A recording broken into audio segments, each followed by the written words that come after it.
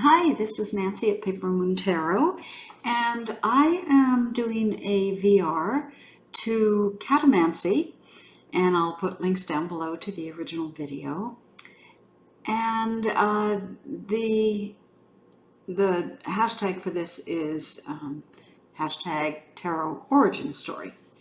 And so it's basically a bunch of questions about my experience with tarot. So if you're here for a deck flip through, you move on. So there's 6 questions to answer. So the first one is, what kind of religious upbringing did you have? And I'll note that the creator of this tag is an anthropology student and is looking to do some sort of thesis, I guess, on how people are using tarot in contemporary society. And so the answers to this VR are for her use in that thesis. So I thought that was kind of interesting. So what kind of religious upbringing did you have? Question number 1. Well, not a whole lot. My parents took us to Sunday school when I was younger, and then our church would have like once a month maybe, you'd bring the kids to the church rather than the Sunday school. And it was a Congregationalist church. And I'm from Connecticut. And as part of New England, Congregationalist is kind of a Protestant sect that is prominent in New England. I'm sure it exists elsewhere. I found out kind of as I grew older that one of the distinguishing things about it is that it's kind of democratic. They elect their minister. The congregation kind of runs the church. That was my understanding. Now, I'm no scholar on it, but which I actually kind of appealed to me as I grew older, that it wasn't some ordained from on high appointed people. It was the community creating the church. But basically Sunday school with typical Jesus stories, Bible stories. And my grandfather was actually a Methodist minister who spent most of his time in his life with groups like the YMCA in Japan in 1918 as a missionary, and with the Red Cross and various sort of charitable organizations rather than having a church of his own. And yeah, so anyway, but he didn't live close enough that we went to a church that he was involved with. I know he played organ for the church nearby and stuff. But anyway, so for whatever reason, my parents picked this Congregationalist church nearby. After maybe I was 11 or 12, we moved and nobody really dragged us to church anymore. My father went occasionally. I think maybe occasionally they took us for Easter or something like that. But pretty much when I was by about 12, formal church stopped. And frankly, I have grown to dislike any kind of organized religion or spirituality. And I'm going to be very unpopular here, but I think most religion and spiritual orientation involves people trying to cope with the concept that we die. That there's, instead of accepting that we die, they create heavens, and they create reincarnation, and they create modes of living that guarantee you've been a good person, and so you get, points for being a good person. And I think, at least traditionally, religion has been used to hold people down, to say, stop complaining about your lot in this life because there'll be another one. And the king is, the representative of God on earth, so you can't question the king. All kinds of the church and the authorities that be used religion as a way to mollify people and shut people up and tell people, don't kill, don't steal. Here are your rules. And if you break them, you're not going to go to heaven. So that's my rant on religion. But I really pretty much think it's organized religion of any kind is not a good thing. For me, and for you it may be wonderful, and I'm not judging everything, but that's what my understanding of religion came to be. Anyway, so that was my religious upbringing and my religious existence now. Next question is, what was your first exposure to tarot, and how did you get your first deck? Well, my first deck was when I was maybe 16, and it was, you know, the 70s, and there were metaphysical shops in town, and everyone was kind of into some of this new age stuff, and I found a tarot deck and bought it with my allowance or whatever. And I'm sure I looked at it. I do not remember at all working with it or even reading the little book. And I carried it around for years and may still have it in a box somewhere. I'm not sure. It was a Thoth deck. And I really didn't get into tarot from that. I just thought it was kind of cool.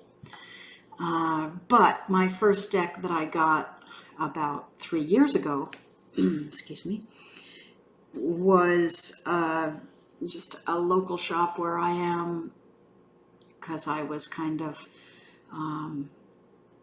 bored and wanted to learn something new. And so I bought Tarot Made Easy, Barbara Moore deck, very much an RWS clone with a good book, because I think she does a good job on writing about tarot. And I bought that, and you know, it took me a very short time after that to, you know, look on Amazon or look wherever for tarot decks and find out there were more than just that RWS deck. There were more things out there, and to kind of get into collecting decks for the art and the variety that they offered,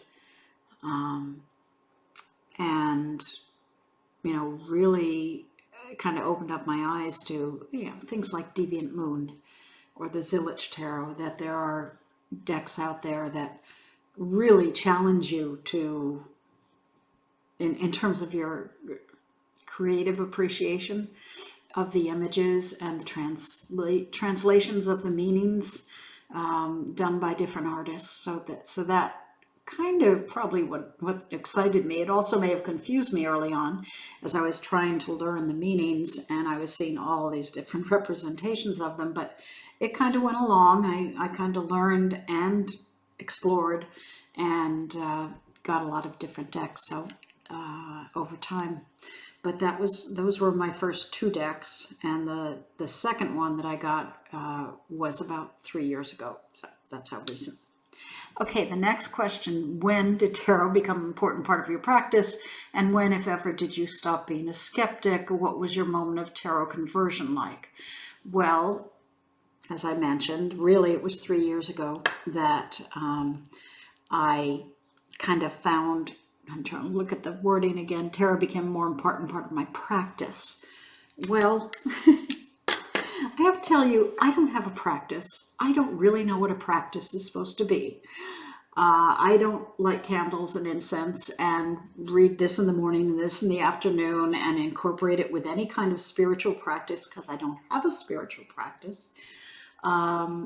So I never really know what practice means. I'm not a witch, I'm not a pagan, I'm not a Buddhist, I'm not anything.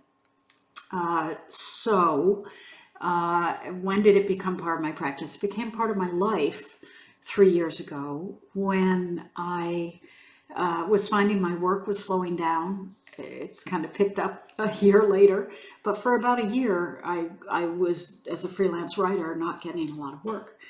And so I was like, well, maybe I'm retired, I don't know. And I was looking for something to explore, to learn. And I probably said this on my channel before, it could have been learning French, it could have been learning a musical instrument. I just wanted a system. I wanted to learn something to keep going, to keep my mind engaged. And so I went into a local metaphysical shop and saw, you know, a bunch of tarot decks and said, okay, that's something I could learn. I can learn that. I'll bring a book home, I'll bring a deck home, and I'll try and learn that system. So I did, and as I mentioned a little earlier, what kind of happened was, yes, I was learning the system. I was methodically trying to understand the ideas, the concepts, the structure of the system, but I was getting caught up by the artwork and the variety of interpretations that were out there, and then the history, some of the historic decks and where it came from and how it was being used. So it's become something that I've enjoyed. Potentially part of the picture here is that was maybe 9 months before the pandemic hit. And I was kind of getting in tarot, and then I couldn't do anything else, you know. So I kept watching YouTube and learning more about tarot. And after about a year and a half, we were in the pandemic, and I was like, well, I think I'll start a YouTube channel, because I've done acting and singing and writing, and the idea of starting a YouTube channel and learning how to do a little more video editing, although I've never gotten sophisticated on that, but, you know, just again, learn something, try something new, get out there and talk, because I'm a ham. So I kind of got pulled into doing a YouTube channel. Again, we were in a pandemic. There was nothing else to do. I was bored. And I actually have made, probably a later question in here, but made some nice contacts and friends through doing that. So tarot started 3 years ago with some boredom. And then in the pandemic, it's become something to keep my interest and keep me going with that, even though I've gotten more work during the pandemic, oddly. Okay, so this is about when it became an important part of my practice. When did I stop being a skeptic? Okay, that's like 2 questions. The skeptic part, I guess being a skeptic suggests that you don't believe in something. Tarot started as a game. It didn't start as a religious belief or spiritual belief. I'm frankly mystified by the fact that so many people seem to associate tarot with some sort of spiritual concept or practice. I don't. And so my aha moment with tarot, I suppose, was when I really kind of stopped grappling with, I don't understand this meaning, I don't understand how they come together, the court cards bother me, and was really able to take them and put them together and say, okay, I think I can figure out a story from this. But my feeling towards tarot is that it is a system that is useful for conversation. It is a way to communicate with others and with yourself, to ask a question and have a few conversation points to look at, points of discussion. You pull some cards and you say, okay, in relation to that question, okay, did you think about this? Did you think about that? What if this is happening? It's not divinatory for me. It's not divination. It's not mystical in some fashion. If it works to me as a way to, again, have a communication with someone. And I think what works is your own intuition, where you come with a question and some cards and the person or yourself, and you say, okay, well, you know, this, I have a feeling that this is something you should be looking at. Based on this card, what about that? And then the conversation ensues. So I don't get being a skeptic about tarot. It is a system, and you can use it or not use it. But when you use it, bringing your own intuition to the table, kind of like a psychologist meets with a patient and talks and is like, well, that's interesting. Let's follow that through. Let's go to that direction and think about that. Is that bothering you? Is that something that would help you? That's the way I see tarot. So I don't know that I get the being a skeptic or conversion, tarot conversion. Number 4, when did you start reading for others or start to read for clients, and why? And if not, have you ever thought about it? Well, this ties in with my story about the timing of this. About the time I started to feel comfortable with reading tarot cards, with understanding the system, I had applied to the American Tarot Association, whatever it is, Tarot Association, to do free online readings. They acknowledged my application, they never got back to me, so that didn't happen.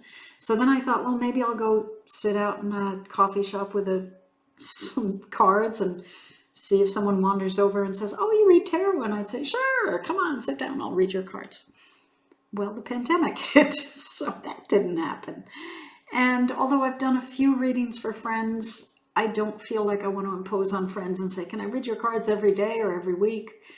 And we've all been so distanced that even reading for friends hasn't really happened. So I pretty much kind of read for myself. I go through practice where I imagine someone coming to me with a certain question and look at the cards and say, how would I interpret that? Taken a couple of classes, but other than that, I haven't had an opportunity to read for others, which is frankly rather frustrating.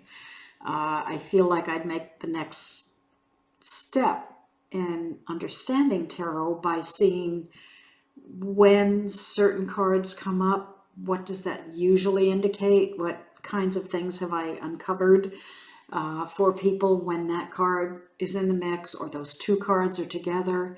I hear people talking about that and I'm like, well, I don't have that experience, so I haven't been able to have that in my toolkit. So I haven't. I would.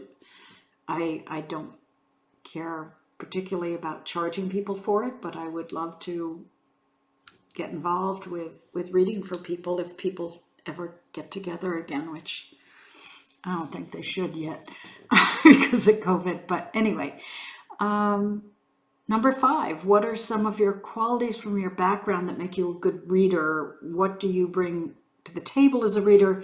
And what do you think your tarot superpower is? Well, I'm a writer, so I study human nature as part of my work. I have to figure out how people learn because I've written some nonfiction books that help people learn certain topics. So I have to see how people receive information, how they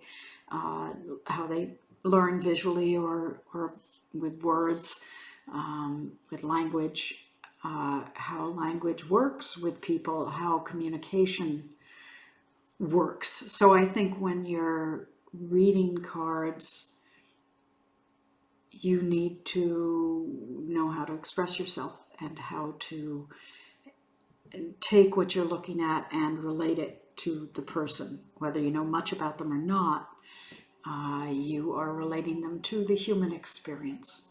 And so I think my background as a writer and communicator has been helpful. I also find, I've also dabbled in astrology. I find when I do readings for people, I used to do readings for people, I would use it again as a language to pick up on things.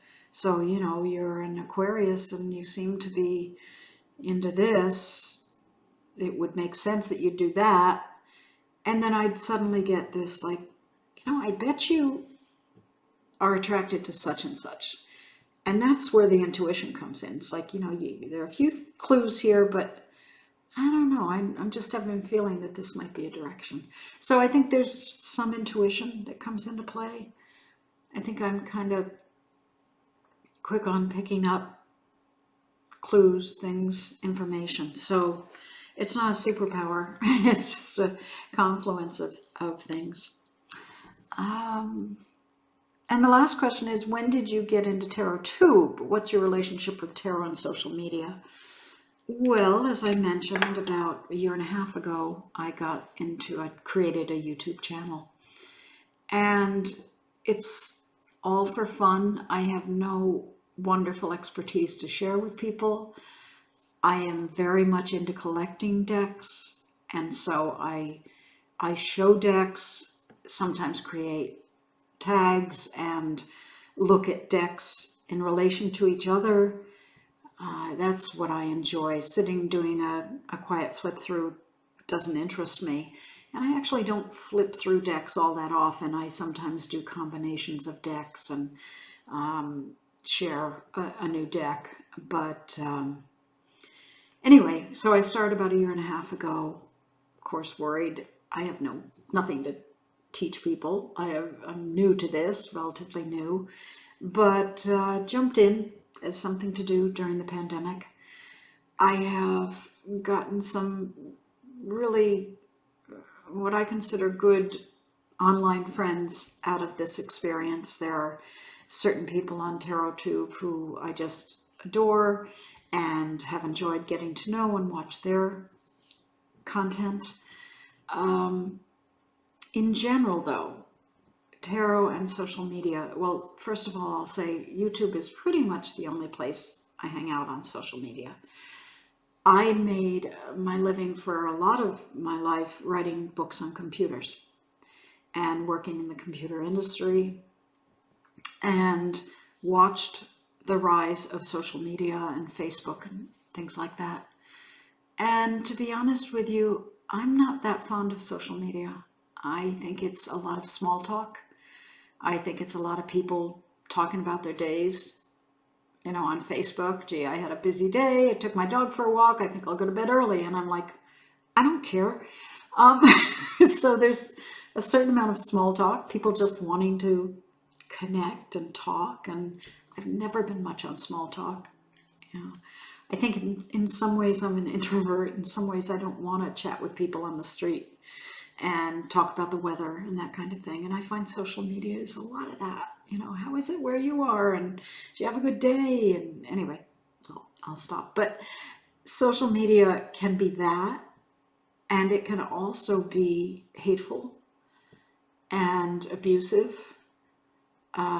It is full of misinformation. So again, I'm not going to be popular after this video, but it can have some very positive qualities. It can spread important information, and it can bring people together and give them a way to connect, particularly during something like COVID.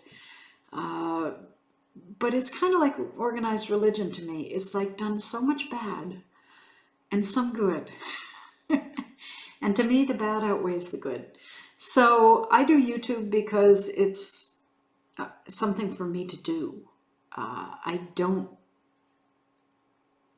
know. I don't look at people's Instagrams or Facebooks or Facebook groups on tarot. I just don't. So that's my relationship with tarot and social media. And again, as far as YouTube, I enjoy some things. I don't enjoy others.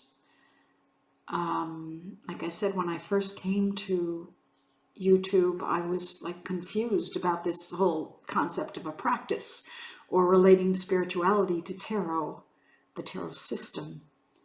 And I still feel out in left field a lot about that. It's like, well, I don't think of it that way. I don't commune with it. I don't meditate with it. I don't get it.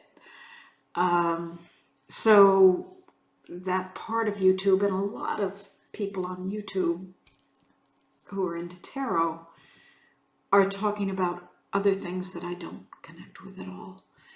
And then there are people who are really focused on the tarot and the system and the history and the different decks and the art that I like. So, it's just a matter of finding the channels and the people who you connect with and the information you want. And there are, I don't know, are there thousands of channels out there having to do with tarot?